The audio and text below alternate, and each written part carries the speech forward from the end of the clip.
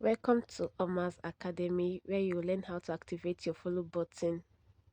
So this is how to activate your follow button. You click on these three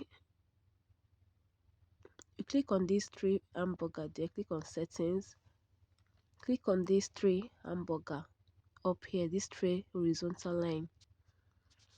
Then you click on settings, you scroll up, then you are seeing how people find and contact you. You click on it.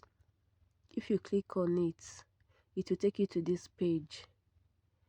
Who can send you friend requests? You click on friends of friends. You click on friends of friends, then you set it to friends of friends. I don't know if you can see it. Choose friends of friends, don't choose everyone. Okay. Then after that, you go up again. You scroll up, you see followers and public contents. You click on it and then set everything on public. You can see it public, then this one everyone public, which after this you go back to your main page. You go back to your main page, as into your profile, and then you click on edit profile. You click on edit profile.